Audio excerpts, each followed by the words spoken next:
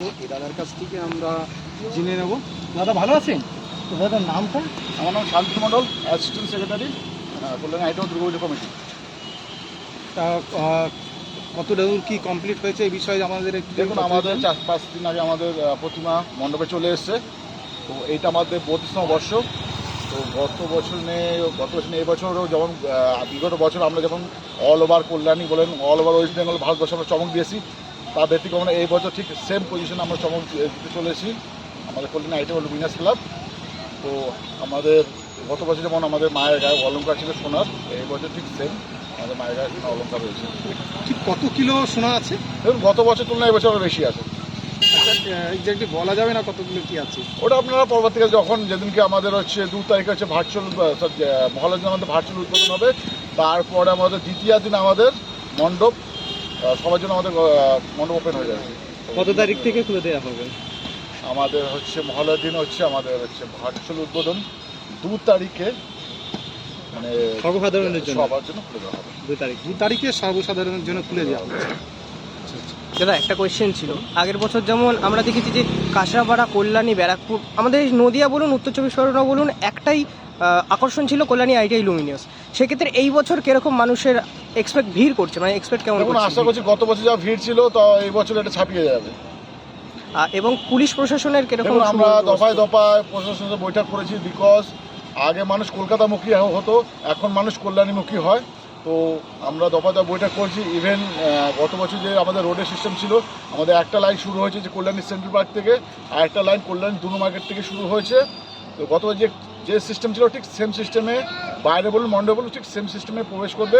আর গত বছর আমরা প্রত্যেক দর্শনার্থীর কথা আমরা মাথায় রেখে আমাদের মণ্ডপে যেহেতু আমরা সিঁড়ি আয় করিনি, এই বছরও ঠিক সেম আমরা কোনো সিঁড়ি করি, জানি প্রত্যেকটা দর্শনার্থীর সময় অনেক মূল্য।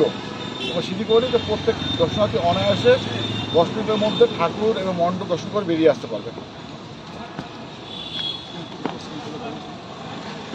আচ্ছা, এবারে থিমটা একটু বলে দেবেন সবাইকে আমাদের।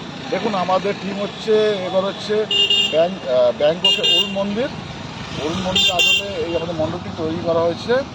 আর এইটা হচ্ছে অসংখ্য যে ঝিনুক আছে, ঝিনুক দিয়ে এই মণ্ডপটি তৈরি করা হয়েছে। প্লাস এই বছর আমরা হস্তশিল্পের উপর বেশি জোর দিয়েছি, ঠিক আছে, তাই আদলে আমাদের মণ্ডপ তৈরি করা হয়েছে। দাদা এর উচ্চতা এবার কত ফিট আছে? দেখুন, এটা উচ্চতা 170 থেকে 175 ফুট মতো আছে, আর চওড়া আছে হচ্ছে 150 ফুট। 150 ফুট। তার মানে তো কল্যাণীতে যে কটা ঠাকুর হচ্ছে সব থেকে উঁচু প্যান্ডেল বলা যায় আপাতত তাই। আপাতত তাই তো? আচ্ছা, তাহলে ধন্যবাদ দাদা। এবছর মানে কোন পজিশন কি আপনারা আশা করছেন, কোন পজিশন কি আসবে?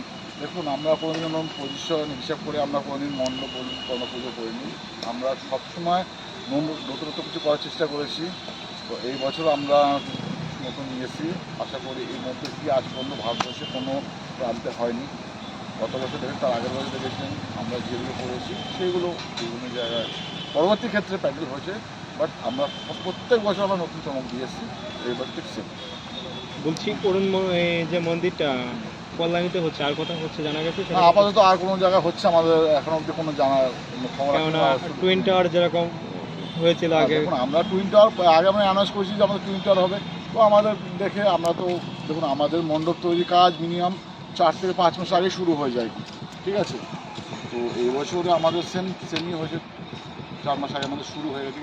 এর পরবর্তী ক্ষেত্রে যদি কেউ করতে পারে তাই সেই কমিটি ভাবনা তাদের ইচ্ছা, কেন তো আমরা কিছু বলতে পারি না।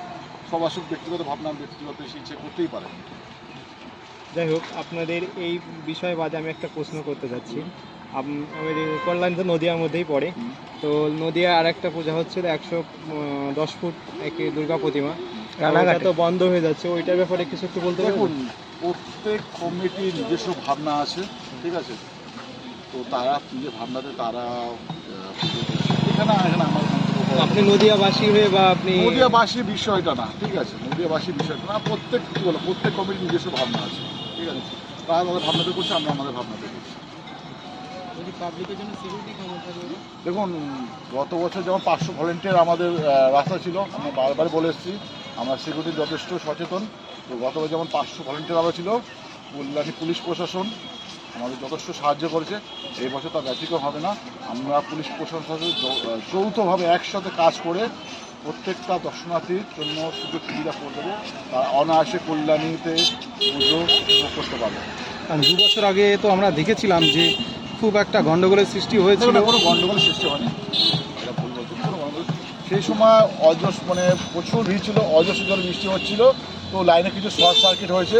তো আমরা চাইনি কোনো দর্শনার্থী কোনো প্রবলেম হোক, তো তার জন্য প্রশাসন আমাদের বললো যে আপনার মন্ডপ এখন বন্ধ রাখুন, ঠিক আছে, কোনো অপ্রীতিকর ঘটনা না ঘটে। তো সেই সময় তার জন্য আমরা বন্ধ রেখেছিলাম।